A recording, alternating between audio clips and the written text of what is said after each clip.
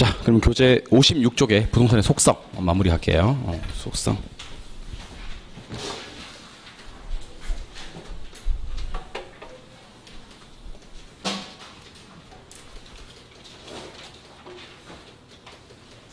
자, 깔끔하게 이론 정리 한번 하고요. 마무리 짓도록 할게요. 속성은 5가지 속성이 있습니다. 공간으로서의 부동산, 자연으로서의 부동산, 위치로서의 부동산, 환경으로서의 부동산, 자산으로서의 부동산, 이렇게 5가지가 있는데, 공간은 3차원 공간으로 다루고요. 소유권이 미치는 범위를 다루게 됩니다. 이게 중요합니다. 나머지는 별로 안 중요합니다. 나머지는 그냥 간단하게 제가 체크만 해드릴게요. 자연은 부증성과 관계가 돼요.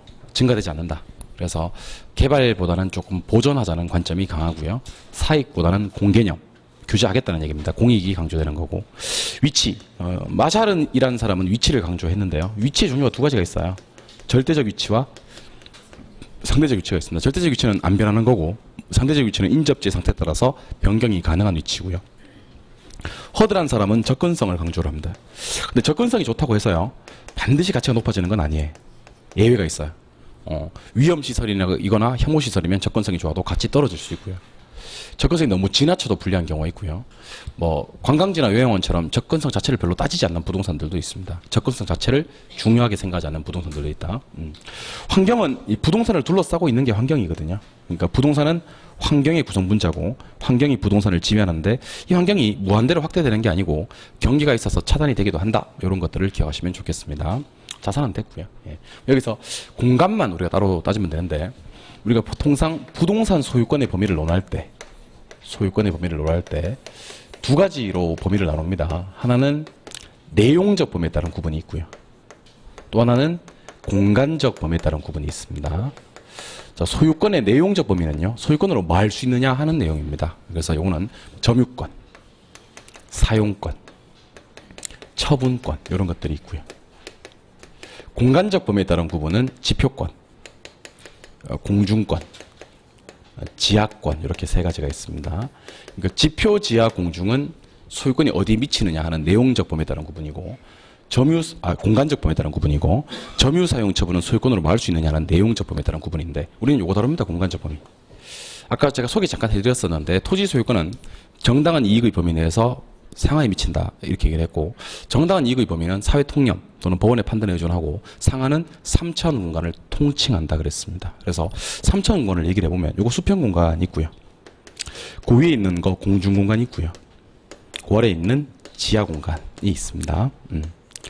이때 수평 공간을 이용할 수 있는 권리를 지표권이라고 하는데 지표권은 얘기할 게 별로 없어요. 왜냐하면 필지라는 게 있거든요. 필지.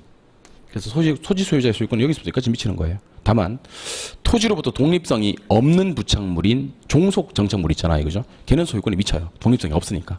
근데 독립성이 있는 독립정착물 4개 있잖아요. 그죠? 걔는 토지 소유자의 소유권이 안 미칩니다. 종속적인 것만 미치지 독립적인 건 소유권이 안 미친다. 이렇게 기억을 하시고요. 밑으로 내려가면 지하수를 이용할 수 있는 사적 지하권이 있고요. 광물을 이용할 수 있는 공적 지하권이 있습니다. 그래서 사적 지하권은 지하수 같은 거 생각하시면 되고 소유권 미치는데 미채굴 광물에 대한 소유권은 토지 소유자의 소유권이 안 미치는 걸로 처리하시고 이때 사적 지하권과 공적 지하권을 구분하는 깊이를 한계심도라고 불러요. 그래서 아무리 공익사업이라도 한계심도 이내 지하 사용에 대해서는 보상을 하게 되고요. 한계심도 아래 지하 사용에 대해서는 보상할 필요가 없게 됩니다. 한계심도 가지고 얘기를 한다. 공중권도 2개의 공중권이 있습니다. 무슨 공중권이 있냐면 사적 공중권이 있고 공적 공중권이 있습니다. 1조권, 조망권, 용적률, TDR 이런 것들은 사적 공중권과 관계가 돼요. 사적 공중권 보상도 해주고요. 침해하면.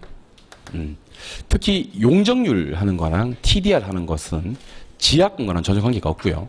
공중권과만 관련이 있습니다. 특히 건축법 시간에 용적률 산정할 때 지하공간 산입하지 않거든요. 그러니까 공중권 관련이 있고 TDR은 용적률을 다른 데로 옮기는 거거든요. 그리고 얘들은 공중권. 근데 항공권이나 전파권 같은 경우는 토지 소유자의 소유권이 안 미치는 공적 공중권의 내용이 포함이 됩니다. 근데 이 중에서 그 공중권에도 걸치고 지하권에도 걸치고 하는 개념이 딱 한 개가 있습니다. 그게 바로 구분지상권이라는 개념이에요.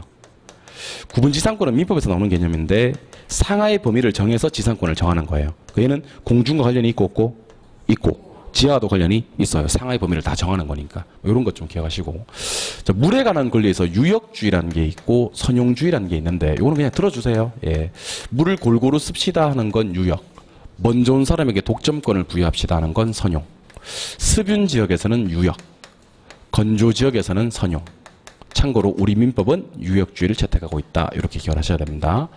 하나 더 소개해드리고 싶은 건 유역주의라고 하더라도 모든 토지 소유자가 똑같은 용수권을 갖자는 얘기는 아니에요. 하천에 인접해 있는 유역지 소유권자끼리만 동등한 용수권을 갖자는 것이지 모든 토지 소유자가 동일한 용수권을 가질 수는 없겠지. 그다음에 하천 밑에 소유권이 배가 왔다 갔다 할 수 있는 경우, 항해가 가능한 경우와 항해가 불가능한 경우로 나눠서 보통 얘기를 하거든요. 예. 항해가 가능할 때는 가장자리까지만 소유권을 인정해요. 가장자리라는 것은 하천 가장자리. 개인에게 하천 소유권을 안 주겠다는 얘기고, 항해가 불가능할 때는 중앙선까지 소유권을 연장시켜준다. 이렇게 이해하시면 되겠습니다. 근데 이런 거 시험에 잘 안 나와요. 요것만 보시면 돼요. 요것만. 그 다음에 개발권 양도제도라고 해서 TDR이라는 내용이 있는데 개발권 양도제도입니다. 일단 얘는 첫 번째, 우리나라에서 실시되는 정책은 아니에요. 미국에서 실시되고 있는 정책이고, 두 번째, 얘는 사적 공중권을 활용하는 방법입니다. 사적 공중권. 왜 공중권이냐면 용적률과 관계가 되기 때문에 공중권이라고 하고요. 좀 있으면 보상한다는 말이 나와요. 사적 공중권이고. 사적 공중권을 양도하는 거예요. 양도. 임대차 하는 게 아니고. 임대차하고 임대료 받아먹는 게 아니고 팔아먹는 게 됩니다. 팔아먹는 게. 그럼 이 제도는 어떤 제도냐면 시장기구를 통해서 보상하는 제도입니다. 시장기구를 통해서. 그러니까 사적 주체가 보상하는 거지 절대로 정부의 공적 자금을 투입해서 보상하는 제도가 아니라는 겁니다. 정부는 돈 한 푼 안 들어갑니다. 개발 지역의 토지 소유자가 보상하게끔 그렇게 만들어주는 겁니다. 네 번째, 이런 TDR 제도가 실시되려면요, 개발 지역에 화살 표시가 둘 다 위로 가야 됩니다. 개발 지역의 지가가 높아야 돼. 지가가 높아야 되고, 규제가 처음에는 개발 많이 못하게 심화 또는 강화돼야 됩니다. 둘 다 화살 표시 위로. 이 제도는요, 보전지역의 토지 소유자들도 개발을 한번 해주겠다 하는 정책이니까 형평성을 추구하기 위한 정책이에요. 형평성을 추구하기 위한 정책인데 어떤 문제가 생기냐면 효율성에 문제가 생겨요. 그 형평성은 추구가 되는데 효율성이 떨어진다는 문제가 생길 수 있다. 이렇게 기억하시는 겁니다. 그리고 이 TDR 제도는 개발이 목적이 아니에요. 보전이 목적입니다. 보전을 하다 보니까 양도하게 만들어주는 겁니다. 보전하기 위해서 개발권을 양도하는 거지 소유권을 양도하는 정책이 아니에요. 개발권을 양도하는 거다. 조심하실 점은 이 TDR 제도가 우리 뒤에 부동산 정천을 가시면 한 번 더 나오거든요. 어디 나오냐면 토지정책 수단하면서 이직간에 한번 나와요. 이게 이직간 할 때. 근데 여기 이용규제 직접 개입 간접 개입 중에서 이거는 토지 이용규제로 들어갑니다. 지역지구자랑 TDR은 대표적인 이용규제거든요. 이걸 보면서 느끼는 바가 있어야 됩니다. 이용을 많이 하다 보니까, 규제하다 보니까, 특정 지역을 많이 하다 보니까, 보전하려다 보니까 이걸 양도하는 제도가 나오게 되는구나라는 생각을 하셔야 됩니다. 절대로 소유권 양도가 아니라 그랬습니다. TDR 제도는 우리나라에 실시되지 않는다. 요거 하고, 지하권 아니고 공중권, 특히 사적 공중권, 정부의 공적 자금이 아니라 시장기구를 통한, 사적 기구를 통한 보상, 개발적인 화살표시 위로, 지가도 비싸고 규제는 강화돼야 된다. 형평성을 추구하기 위한 정책인데 효율성에는 문제가 생긴다. 이렇게 기억하시면 되겠습니다. 문제 한번 볼게요. 문제 26번. 26번. 부동산 활동에 관한 설명으로 옳은 것을 모두 고른 것을 찾아라 그랬습니다. 자, 아까 우리 약간 오해가 있어가지고 내가 마지막으로 묻겠습니다. 26번 같은 문제를 풀어야 됩니까? 풀지 말아야 됩니까? 예, 풀어야 됩니다. 기억. 부동산 활동은 공중 지표 지하를 포함하는 3차원 공간을 대상으로 전개한다. OX. 기억이 맞는 순간 날아갑니다. 3, 4, 5가 날아갑니다. 맞죠? 예. 니은 들어가기 전에 부동산 활동을 윤리활동이라고 하는데 윤리는 네 가지가 있어요. 종업원과 지켜야 될 고용윤리가 있고, 그 다음에 조직원들 간에, 그러니까 동업자 간에 지켜야 될 윤리, 조직윤리라는 게 있고, 의뢰인, 서비스 윤리, 일반 대중과 공중윤리. 그러니까 윤리의 유형은 다양하다는 겁니다. 그런데 이 문제는 지금 어떻게 나왔냐면 사회성, 공공성 있는 재산을 다루므로 거래 당사자는 윤리적으로 행동할 필요가 없고 업자만 높은 윤리성이 요구된다. 틀린 말이죠. 업자 간에 지켜야 될 조직윤리도 있지만 서비스, 공중윤리라는 것도 있기 때문에 거래 당사자도 윤리적으로 행동할 필요가 있다. 니은이 틀리죠? 틀리는 순간 정답은 2번. 끝이 나는 겁니다. 사실은. 자, 디귿 가볼게요. 일반적으로 일반 소비 상품을 대상으로 한다는 점에서 장기적 배려하에서 결정이 된다. 부동산 활동은 장기적인 상황을 고려해야 되겠죠. 이것이 맞고. 리을은 뭐가 들렸냐면 부동산 활동의 주체가 인간이라는 점에서 대물 활동이 아니라 대인 활동이다 그랬는데 물론 대인 활동이 맞습니다. 근데 물건을 대상으로 하기도 합니다. 그래서 얘는 대물 활동이 아니라가 틀린 말입니다. 대물 활동인 동시에 대인 활동이다라고 해야 되고 한 줄 내려오시면 체계화된 이론 활동이므로 기술성보다는 과학성 강조된다. 이론도 강조되지만 실무도 강조되기 때문에 과학성, 기술성 모두 강조되어야 된다라고 했었어야 됩니다. 그래서 이거 틀리고 미음 이제 이런 거 미음은 이제 틀리면 안 돼요. 이제 우리 배운 사람들이기 때문에 배운 사람들이 이거 틀리면 안 돼요. 부동산 활동을 임장 활동으로 규정하는 근거는 부증성이라는 특성과 대인 활동이라는 속성 때문이다. OX X 저기 임장 활동은 무슨 성? 부동성이지 이제 이거 부증성 이런 거 아니라는 생각이 드셔야 됩니다. 예, 답은 기억 이것 2개 정답 2번 27번 다음은 공간으로서의 부동산에 대한 설명이다. 가장 옳은 걸 찾아봐라 하는 문제네요. 먼저 A 부동산 소유권은 정당한 이익의 범위 내에서 수평 공간에만 미친다. OX X 3차원에 다 미치죠. 또는 상하에 미친다라고 해야 되겠죠. 예, 두 번째 부동산 지하 공간의 이용이 증대되고 초고층 건물이 늘어남에 따라 토지 소유권의 구체적 범위의 해석 밑줄하세요. 구체적 범위 해석. 토지 소유권의 구체적 범위 해석은 어디서 의존한다? 법원의 판단에 의존하기도 한다. 맞는 표현이네요. 우리 아까 이거 필기됐었잖아요. 예, 정답은 2번. 세 번째, 우리나라는 광업권의 객체가 되는 광물에 대해서는 토지 소유권의 효력이 미치지 못한다. 안 미친다 해야 되겠죠. 예, 네 번째, 마지막 줄에 가보세요. 마지막 줄에. 보상이란 말이 나옵니까? 동그라미 하세요. 보상한다 그랬잖아요. 그럼 한계심도? 안에, 이내라고 해야 됩니다. 아래는 보상할 필요 없어요. 한계심도 이내. 그다음 2번은 이렇게 합시다. 구분지상권 밑에다가 쓰세요. 공중지하. 구분지상권 밑에다가 공중지하. 개발권 양도제도 밑에다 쓰세요. 공중. 용적률 인센티브 밑에다 쓰세요. 공중. 그럼 세 개를 다 포괄하려면 지하 공간을 활용하는 방안이다. 그러면 안 되네. 세 개 다 포괄하려면 공중 공간을 활용하는 방안이다라고 해야 되겠네. 그래서 이 문제 답은 몇 번? 2번입니다. 한 장 넘겨볼게요. 28번. 부동산학의 관점에서 소유권의 범위에 대한 설명이다. 가장 옳은 것을 찾아라 하는 문제입니다. 자, 1번 문제를 빨리 푸는 방법을 알려드릴게요. 공적 공중권에 일단 밑줄을 해보고 한 줄 내려와서 저 끝에 1조권 조망권 TDR에 밑줄 해보고 그러면 틀렸다는 걸 금방 알 수 있습니다. 1조권 조망권 TDR은 무슨 공중권? 사적 공중권의 예시지. 공적 공중권의 예시가 아닙니다. 사적으로 바꿔야 됩니다. 2번. 국가에서 한계심도 이내 동그라미 하시고 한 줄 내려와서 보상 동그라미 하시고 이내는 보상하는 거 맞습니까? 네, 맞는 거 2번이요. 3번. 토지 소유권은 토지의 구성 부분과 토지로부터 독립성이 있는 부착물에도 그 효력이 미친다. OX. X. 독립성이 없어야 효력이 미칩니다. 독립성이 있으면 소유권 안 미칩니다. 4번 아까 했던 거 용적률 인센티브 제도나 개발권 양도 제도는 지하 공간을 활용해서 토지를 효율적으로 이용하는 방법이다. 지하 아니고 공중이라고 해야 됩니다. 공중. 5번 우리나라에서는 광권의 객체가 되는 광물과 지하수에 대해서는 토지 소유자의 권리가 미치지 못하는 것을 하고 있다. OX X 지하수 삭제해야 됩니다. 뭐만? 광물만 효력이 미치지 못하지 지하수는 효력이 미치잖아요. 예, 답은 2번이요. 30번 부동산 소유권의 범위에 대한 설명이다. 가장 옳은 것을 찾아라 했는데 이거는 필요한 질문 볼게요. 1번 부동산 소유권을 공간적 범위로 나누어 보면 점유, 사용, 처분권으로 분류할 수 있다고 했는데 이거는 공간적 범위가 아니라 내용적 범위입니다. 공간적 범위는 지표, 지하, 공중이 떠야 돼요. 이건 내용적 범위입니다. 1번 땡. 2번은 건너뛸게요. 3번 건조지역에서 지표수 이용에 관해서는 소용주의가 합리적이고까지는 맞았어요. 근데 우리 민법은 유역주의를 채택하고 있는 나라죠. 그래서 틀렸고. 네 번째, 유역주의라 하더라도요 모든 토지 소유자가 누구나 같은 정도의 물을 사용할 수 있는 권리를 가지게 되는 것은 아니다. 모든 토지 소유자가 틀린 말입니다. 예, 유역지 소유권자끼리만이라고 했었어야 됩니다. 5번 인접하고 있는 하천 등이 항해가 불가능하다. 밑줄 불가능. 어디까지? 중앙선 밑줄. 두 개 연결. 불가능할 때는 중앙선까지 맞나요? 예, 한 줄 내려와서 항해 가능 밑줄. 한 줄 더 내려와서 가장자리 밑줄. 두 개 연결. 불가능할 때는 어디까지? 중앙선. 가능할 때는 가장자리. 오케이. 답은 5번입니다. 31번. 개발권 양도 제도에 대한 설명이다. 틀린 것을 찾아라 그랬습니다. 아까 소개드렸는데 대답 좀 해주세요. 개발권 양도 제도는 개발이 목적인가요? 보전이 목적인가요? 1번, 2번 묶으세요. 1번, 2번은 둘 다 보전하자는 얘기예요. 앞에다 보전 적어놓으세요. 볼까요? 개발을 뭐해서 제한해서 규제되는 보존지역이 나올 거 아니야. 그거 때문에 손실을 보전하기 위한 제도입니다. 맞아요? 두 번째, 당연히 이 제도는 초기의 역사적 유물 같은 걸 보전하기 위한 목적으로 실시가 된 거고요.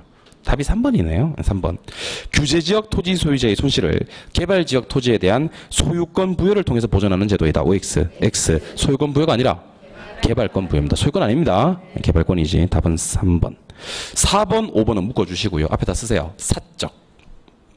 시장기구 이런 말을 써놓으세요. TDR 제도는 정부가 보상하는 거예요. 사적이 보상하는 거예요. 시장기구가 보상하는 거예요. 가볼게요. 공공이 부담하는 비용 절감됩니까? 왜 절감됩니까? 5번. 시장을 통해서 해결하기 때문에 그렇습니다. 맞는 표현이죠? 예. 다시 묻습니다. TDR 제도는 개발지역에 소유권 주는 건가요? 개발권만 주는 건가요? 개발권만 주는 거예요. 답 3번. 마지막 문제 32번 문제로 갑니다. 32.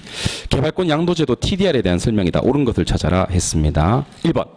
이 제도는 개발권과 소유권을 분리하되 개발권 상실로 인한 우발 손실을 공적 자금을 통해서 보상한다. X. 사적입니다. 예. 두 번째. 이 제도는 공주권을 임대차하는 건가요? 양도하는 건가요? 임대차 아닙니다. 세 번째. 이 제도는 끝에 사적 공주권을 허용하는 방법이다. 예, 놀라지 말고 맞다고 하면 돼요. 예. 오. 이 답이 오네요. 오. 했어요? 예. 4번에 개발지역이란 말이 뜹니까? 네모 치세요. 앞에다가 화살표시 위로 때려주세요. 개발지역은 화살표시가 다 위로입니다. 그러면 지가도 높아야 되고 규제도 강화돼야 됩니다. 완화가 틀린 말이에요? 예. 5번. 이 제도는 이거 아까 배웠던 거야. 이 제도는 뭐를 추구하기 위한 제도예요? 형평성을 위한 제도예요. 효율성은 문제가 생겨요. 지역지구제가 효율성을 위한 제도고요. TDR은 형평성을 위한 제도예요. 다시 묻습니다. TDR은 공적 보상, 사적 보상. 사적 보상. 임대차 양도. 무슨 공중권? 사적 공중권. 개발지역의 지가 높고 규제 강화. 뭐를 위한 제도? 형평성을 위한 제도. 되셨습니까? 예. 오늘은 여기까지 할게요. 자, 요거 10점 올리기 암기 자료 꺼내보세요. 10점 올리기 암기 자료. 원래 이 자료가 10점만 올라가는 건 아니고 더 많은 막 한 20, 30점이 올라갈 수도 있는데 제가 저기 최소치를 잡은 거예요. 최소치.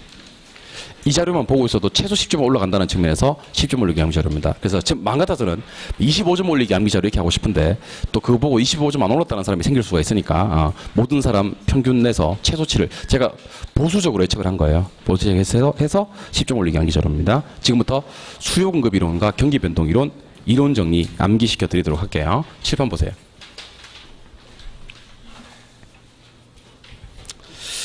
자, 대답 한번 해보세요. 일정 기간은 뭐죠?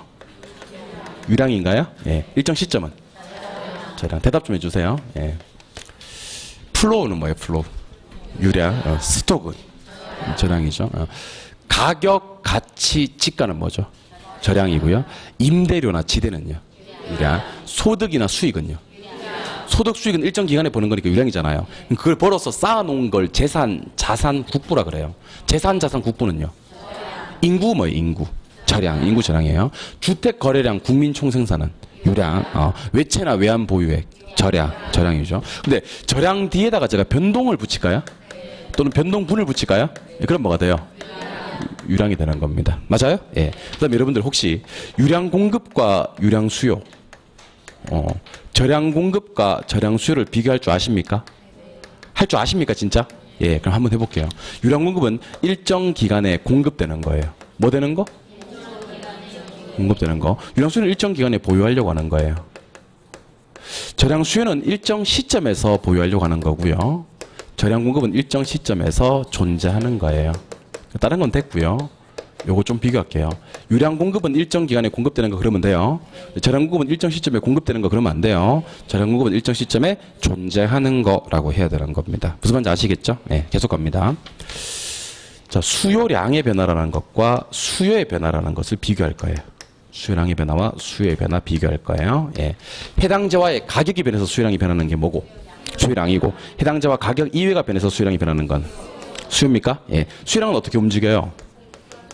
곡선상에서 움직여요. 그럼 수요 곡선이 움직이면 안 되겠네. 이 안에서 점만 이동해야 되겠네. 예, 요게 수요량의 변화고. 수요의 변화는 곡선 자체가 우측이나 좌측으로 이동하는 겁니다. 맞아요? 조심하셔야 될 점 두 개. 자, 여러분들 가격 예상이 떴어요. 가격 예상은 가격이 중요한 건가, 예상이 중요한 건가? 예상이 중요한 거네. 그럼 이거는 가격이다, 가격 이외다. 가격 이외. 그럼 수요량이다, 수요다. 수요. 혹시 대체제나 보완제 뒤에 가격이 떴어. 대체제나 보완제 뒤에는 가격이 떠도요. 이건 내 거 아니잖아.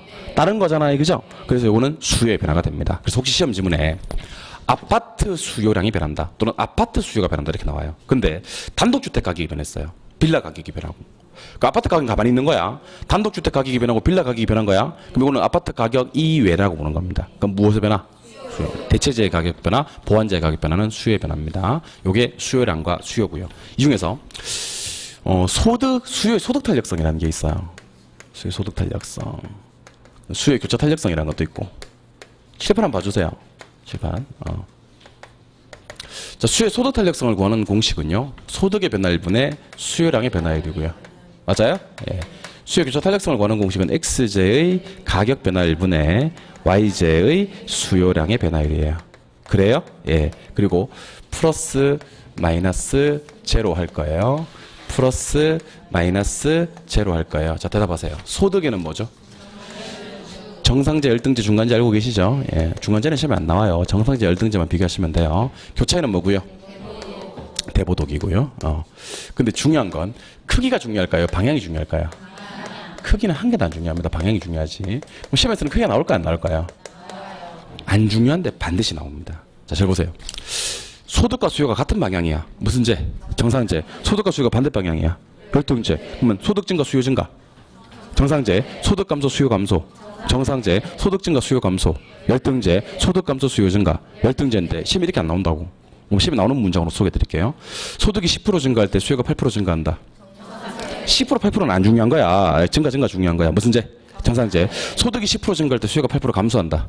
열등제. 10% 8%는 안 중요한 거야. 증가 감소가 중요한 거지. 즉 한 놈 재화의 소득과 그 수요가 비례관계면 무슨 제?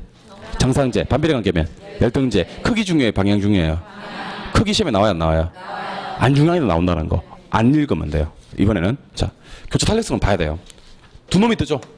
그게 중요한 게 아니야. 두 놈은 뜨면 당근이고 한 놈 뭐 떠? 가격. 나머지 한 놈 수요. 그게 비례관계면 무슨 제? 대체제. 반비례관계면 보완제. 아무 관련 없으면 독립제. 절 보세요. 한 놈 가격이 올랐어요. 나머지 한 놈 수요가 증가했어요. 무슨 제? 대체제예요. 한 놈 가격이 떨어졌어요. 나머지 한 놈 수요가 감소하고. 대체제. 한 놈 가격이 올랐어요. 나머지 한 놈 수요가 감소하고. 보완제. 한 놈 가격이 떨어졌어. 나머지 한 놈 수요가 증가하고. 보완제. 근데 시험 이렇게 안 나와요. 이렇게 안 나와요. 시험 이렇게 나와요. A 가격이 10% 상승했다. 들었어요? B 수요가 8% 증가했다. 들었어요? 한 놈 가격 상승하고 나머지 한 놈 수요가 증가했네. 10% 8%는 어차피 안 중요하니까. A, B 무슨 제? 대체제. 다시 묻습니다. A 가격이 10% 상승했대요. A가 10% 상승하고 B 수요가 8% 감소했대요. 들었어요? 무슨 제? 보완제. 10% 8%안 중요해요. 한 놈 가격이 오르고 나머지 한 놈 수요가 감소했다는 게 중요합니다. 자, 그럼 보세요. 소득과 수요의 방향을 잘 보고 비례관계면 무슨 제? 정상제. 반비례관계면 열등제. 한 놈의 가격과 한 놈 수요가 같은 방향으로 움직이면 대체제. 반대 방향으로 움직이면 보완제. 반드시 기억하시기 바랍니다. 시험에 나와요. 무조건 나와요. 이번에는 수요 증가 요인, 공급 증가 요인 이렇게 볼 건데 지금부터 수요 증가 요인을 한번 쭉 소개해 드리겠습니다. 7번 보세요. 소득이 증가하면 수요가 증가할까요? 예. 선호도가 증가하면 수요가 증가할까요? 예. 인구는 많아져야지 수요가 증가해요. 맞죠? 예. 가격이 뭐 할 거라고 예상해야 되겠어요? 상승할 것이라고 예상하면 진가격이 싸질 거 아니에요. 그럼 수요가 증가합니다. 예. 자, 이거 한번 해볼게요. 대체제 가격, 보완제 가격을 쓸 거고 잠깐만. 가격 나왔죠? 수요 나왔죠? 그럼 교차 탄력성 적용해야 되겠죠? 대체제는 플러스고 보완제는 마이너스죠? 그럼 대체제 가격은 상승, 보완제 가격은 하락. 맞아요? 예. 여섯 번째, 금리는 뭐 하는 게 좋아요? 떨어지는 게 좋아요. 그래요? 규제는요? 완화되는 게 좋습니다. 그럼 지금부터 수요 증가 요인 7종 세트를요, 편안한 마음으로 한번 대답해 보세요. 수요 증가 요인입니다. 소득 증가, 선호도 증가, 인구 증가, 가격이 상승할 것이라는 예상, 대체제 가격 상승, 보완제 가격 하락, 금리의 인하, 규제 완화. 요거 말고 4개가 더 있어요. 잘 보세요. 부동산 말고 투자할 데가 있어 없어? 있지. 그런 시장을 대체 투자 시장이라고 그래요. 무슨 시장? 그쪽이 호황이면 자금이 글로 가버려요. 부동산 수요가 줄어. 대체 투자 시장이 뭐일 때? 불황일 때 부동산 수요가 증가해요. 알겠죠? 이번에는 기대 수익률이 클 때 투자해요? 요구 수익률이 클 때 투자해요? 이게 클 때 투자나? 그럼 이걸 4글자로 뭐라 그래요? 기회비용. 포기되는 걸 기회비용이라 그래요. 기회비용. 맞아요? 그러면 시험에서는 이렇게 나옵니다. 기대가 클 때 수요가 증가한다 이렇게 나오는 게 아니고 기회비용이 어떻게 될 때 수요가 증가하는데 이렇게 나와요. 기회비용은 작아야 돼요. 기회비용이 감소해야 돼요. 근데 요구수익이라도 안 나와. 기회비용이라 나와. 기회비용이 뭐 해야 돼? 감소해야 돼. 기회비용 뭐라고요? 감소. 자, 아까 제가 금리만 했잖아요. 금리만. 금리 말고도 시험에 많이 나와요. 융자 비율이요. 비율이 확대돼야 돼. 돈 많이 빌려줘야 돼. 기간이 짧아지는 게 좋아요? 길어지는 게 좋아요? 길어지면 매달 갚는 돈이 가벼워지잖아. 기간이 연장되면 수요가 증가해요. 그럼 지금부터 수요 증가율을 제가 묻는 거 다 대답해 주세요. 저를 보시고 수요 증가율을 다 대답해 달라고. 소득의 증가, 선호도의 증가, 인구의 증가, 가격이 말 것이라는 예상, 상승할 것이라는 예상, 가격이 예상할 것이라는 예상 그러지 말고 좀 가격이 말 것이라는 예상, 상승할 것이라는 예상. 말이 되는 소리를 해야지 지금. 대체재 가격 상승, 보완재 가격 하락, 금리의 인하, 규제 완화, 대체 투자 시장의 불황, 기회비용의 감소, 기회비용의 감소. 하락해도 돼요. 뭐 기회비용 감소. 그다음에 비율의 확대, 비율은 확대라 그래요. 비율은 증가 좀 거시기해요. 확대. 이 방금 좀 거시기 했어요. 아까 기회비용 하락까지는 내가 참으려고 했는데 비율은 확대라고 해야 됩니다. 기간은 연장. 이거 자료에 없나? 자료에 어디 있냐면 8번 밑에 9번에 대체 투자 시장의 불황. 지금 뭐 뭔지 모르는구나. 4번에 수요와 공급의 변화 요인 지금 보고 있잖아. 거기 8번까지 했잖아. 금리 인하, 규제 완화 했잖아. 8번 밑에 보면 9번에 대체 투자 시장 불황, 기회비용의 감소, 대출 기간의 연장, 융자 비율의 확대. 그것도 혹시 또 못 찾을까봐 내가 다른 거는 전부 다 고딕체로 해놓고 이거는 휴먼 예체로. 휴먼 예체로 좀 진하게 했는데 이거 여러분들 보라고. 중요한 거는 다 진하게 드렸어요. 제가 휴먼 예체로 좀 진하게 해서 여러분들 보기 쉽게 하려고 내가 노력을 한 거예요. 이게 진하게 된 것만 읽으시면 됩니다. 알겠죠? 아까부터 자꾸 필기하는 분이 계신데 필기하시는 분은 뭘 필기할까요? 내가 필기를 못하게 하려고 자료를 만들어 왔는데 필기하시는 분 대단하신 분들이에요. 뭐 필기했을까? 와, 참 궁금해 죽겠네 진짜. 예. 하여튼 여러분들은 저를 항상 이렇게 제 호기심을 자극하는 분들이에요. 이렇게 만들어 왔는데도 필기를 하시는 분들은 대단하신 분들이에요. 뭘 필기했을까? 우와, 씨, 궁금해 죽겠네. 이번에는 공급 증가 요인 보도록 하겠습니다. 대단하신 분들이에요. 1번, 2번, 3번, 4번, 5번, 6번, 7번. 자, 생산비가 많이 들어야 돼요? 적게 들어야 돼요? 적게 들어야 돼요? 생산비가 하락? 기술은 뭐 하는 게 좋아요? 발달하는 게 좋아요? 매도자 숫자는 증가. 맞죠? 예. 금리는 뭐 되는 게 좋아요? 떨어지는 게 좋아요. 규제는요? 완화되는 게 좋고요. 근데 여기서 기억하셔야 될 게 하나 있어요. 자, 1번, 2번, 3번 있죠? 요 1번, 2번, 3번은 고유 요인이에요. 고유 요인. 얘들은 뭐만 변화시키고 수요만. 얘들은 공급만 변화시키는 거예요. 얘들은 동일 방향으로 움직이는 거예요. 금리가 떨어지고 규제가 완화되면 수요 공급 둘 다 증가합니다. 맞죠? 예. 근데 이제 중간에 보이는 4번, 5번 보이십니까? 요거는 반대로 움직이는 거예요. 그러니까 가격 예상하고요. 예상하고 대체재 보완재 가격은요. 누구 쪽을 잘 공부하셨다가 수요 쪽을 잘 공부하셨다가 지금부터 뒤집어 보아요. 이번에는 가격이 뭐 할 것이라는 예상이 하락할 것이라는 예상이 공급을 증가시킵니다. 대체재 마이너스 보완재 플러스 이번에는 공급에서는 대체재 가격이 뭐하고 하락하고 보완재 가격이 상승하면 공급이 증가됩니다. 그럼 이번에는 공급 증가 요인을 한번 생각해 보세요. 생산비 하락, 기술, 발달, 매도자 수 증가, 가격이 뭐 할 것이라는 예상, 하락할 것이라는 예상, 대체재 가격 하락, 보완재 가격 상승, 금리의 인하, 규제 완화. 이걸 빠르게 찾아야 됩니다. 시험 지문에 다음 주 수요 증가율이 아닌 것은 이렇게 나오잖아. 그러면 증가, 감소, 증가. 답 4번 이렇게. 다음 주 공급 증가율이 아닌 것은 이렇게 나오잖아. 그럼 증가, 감소, 증가. 답 4번 이렇게 체크할 수 있는 그런 사람이 되었으면 좋겠습니다. 나중에 지금 말고 나중에. 이번에는 공급 변화 요인이 발생하잖아요. 단기는 안 변해요. 공급은요. 공급은 절대로 단기는 안 변해요. 언제로 가야? 장기로 가야지 공급의 변화가 있다. 이런 것도 기억해 주시면 좋겠습니다. 알겠죠? 예. 그 밑에 5번 균형 가격과 균형의 이동에 대해서 살펴볼 거예요. 자, 칠판 한번 보시죠. 칠판. 자, 칠판 한번 보시죠. 칠판. 자, 혹시 시험에서 균형 가격을 찾으시오, 균형량을 찾으시오라는 문제가 나오면 걱정하지 마세요. 왜냐하면 이렇게 나오거든요. QD는 얼마 이렇게, QS는 얼마 이렇게. 그게 같게 만들어주면 돼요. 맞죠? 한 놈 좌변에다 두고 한 놈 우변에다 두고 왔다리 갔다리 하면 P가 나오겠지. 이 P가 뭐고요? 균형 가격. P 대입하면 Q 나오겠지. 이 Q가 뭐예요? 균형 양. 균형 가격과 양 계산하는 문제 너무 걱정하지 마시고 오히려 이것보다 이런 거 공부하셔야 돼요. 이런 거. 자, 보세요. P는 400 마이너스 4QD 이렇게 돼 있어요. 그 다음에 요거 2배 됐다. 2배. 이런 거 많이 해봤죠? 요거 새로운 시장 수렴수는 QM으로 표기하시고 이런 거 알지? 이런 거. 이거 어떻게 하냐면 똑같이 써. 어떻게? P는 4배 마이너스 몇 배? 이거 나눠. 4를 2배로 나누면 얼마예요? 2 Q M 이렇게 하는 겁니다. 이거까지 똑같이 써주고 요거 몇 배로 나눈 다음에 QD를 QM으로 바꿔주면 됩니다. 이거 뭔지 모르시는 분들은 나중에 우리 다음 주에 수요공급 이론 가서 그때 하도록 하겠습니다. 이번에는 저는 이거 한번 해보죠. 수요가 있어요. 공급이 있어요. 그리고 수요 공급이 모두 있어요. 자, 잘 들어요. 수요가 증가했어요.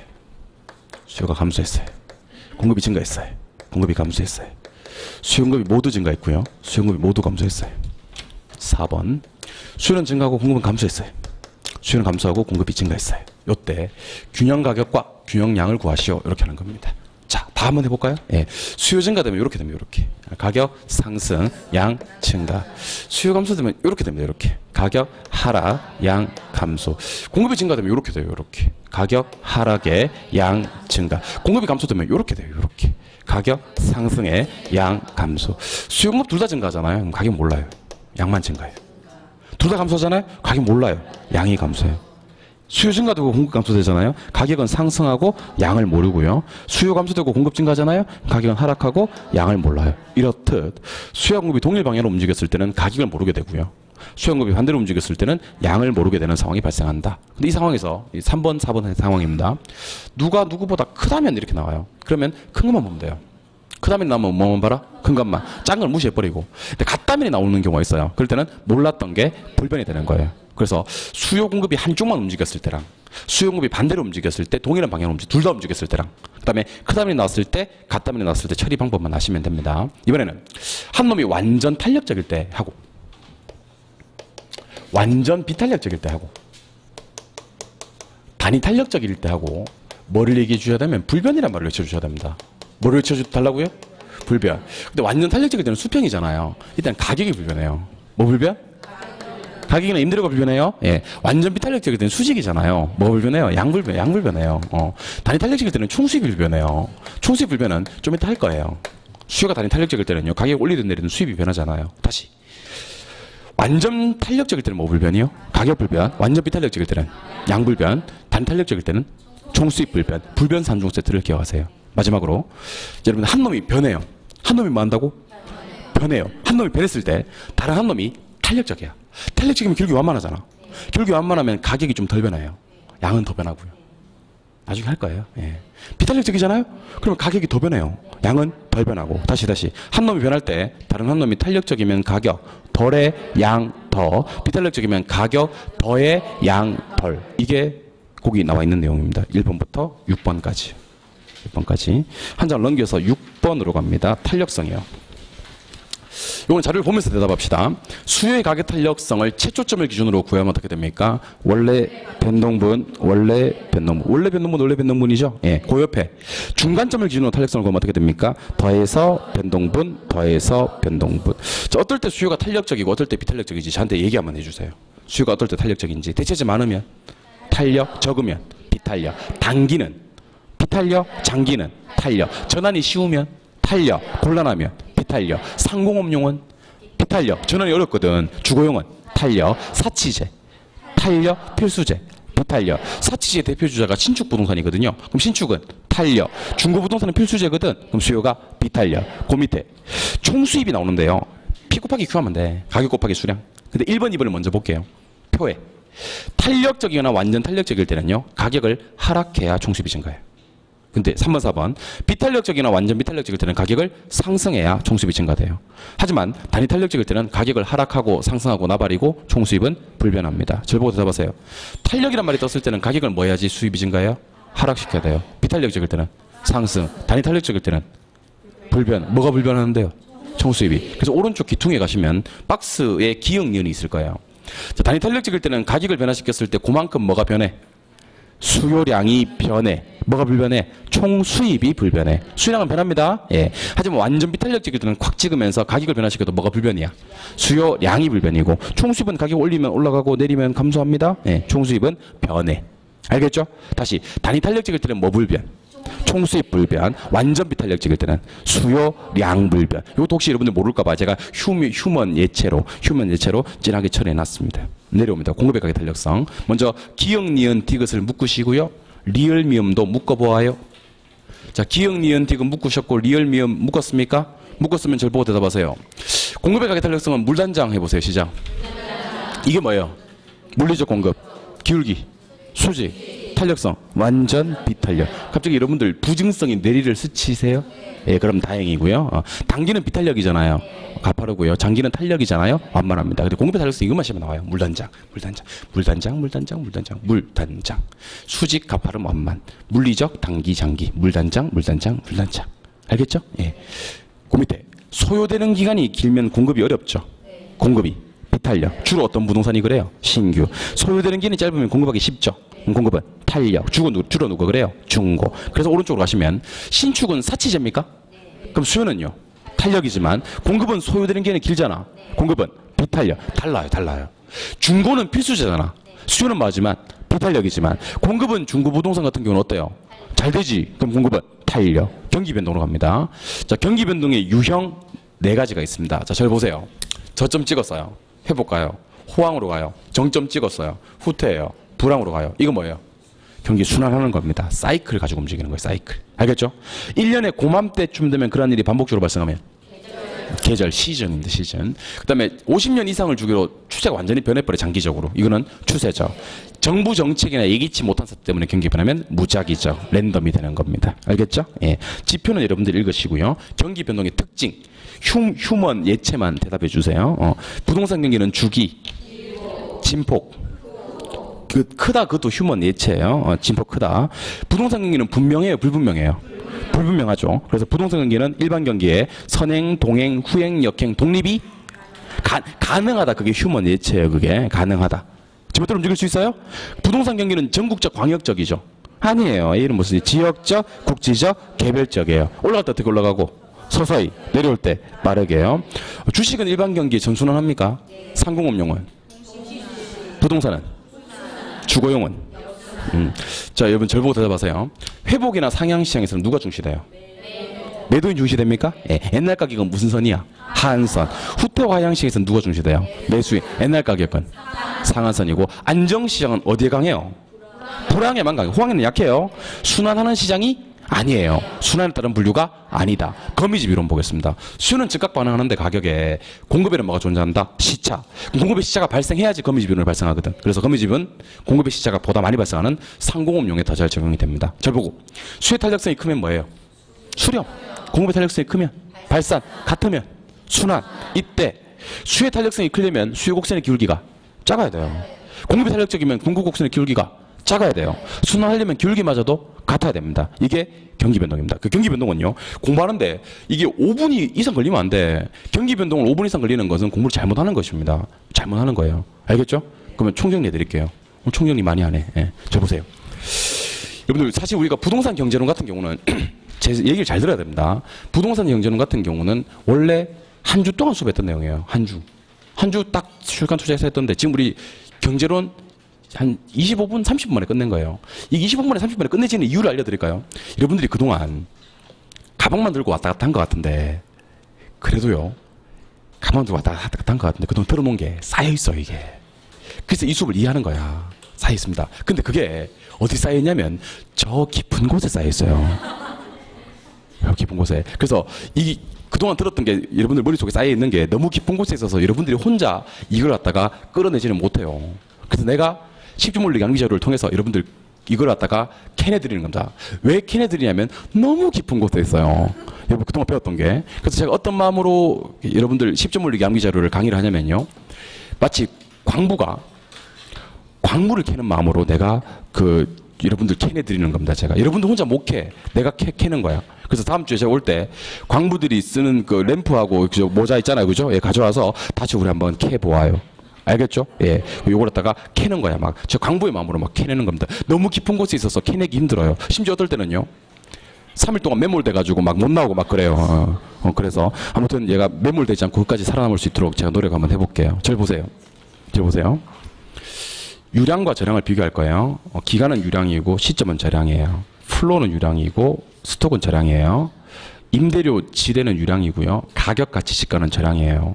소득 수익은 유량인데 인구 재산 국부 자산은 저량이에요.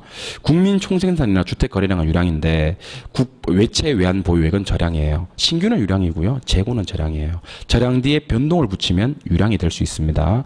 유량 공급은 기간에 공급되는 거지만 저량 공급은 시점에 존재하는 거예요. 기간, 공급, 시점, 존재 구분하셔야 됩니다. 해당재와의 가격이 변해서 곡선상에서 점이 이동하는 것은 수요량의 변화고요. 해당재와 가격 이배가 변해서 곡선 자체가 움직이는 것은 수요의 변화인데 가격 예상이나 대체재 보완재의 가격은 수요의 변화지 수요량의 변화가 아니라는 걸 유념하셔야 됩니다. 수요 증가 요인 13종 세트를 소개해드리겠습니다. 수요 증가 요인입니다. 소득 증가, 선호 증가, 인구 증가, 가격이 상승할 것이라는 예상, 대체재 가격 상승, 보완재 가격 하락, 금리의 인하, 규제의 완화 요거 받고요. 요거 받고 융자 비율은 확대가 되는 게 좋아요. 기간은 연장되는 게 좋아요. 대체 투자 시장은 불황인 게 좋아요. 기회비용은 감소되는 게 좋습니다. 이게 수요 증가 요인이고요. 공급 증가 요인은 생산비 하락, 기술의 발달, 매도자 수의 증가 이건 공급에만 있는 거고요. 그 다음에 가격이 하락할 것이라는 예상, 대체재 가격 하락, 보완재 가격 상승 이거는 아까 수요와 반대고요. 금리 인하, 규제 완화가 되면 공급이 증가되는데 이거는 단기는 안 돼요. 공급의 증가는 장기로 가야지 됩니다. 반드시 기억하셔야 될 게 두 개 뽑아야죠. 소득의 정렬중이요. 교차의 대보독이에요. 그러니까 소득과 수요가 비례관계면 정상재, 반비례관계면 열등재. 크기 나오는데 무시하고 방향만 보시면 돼요.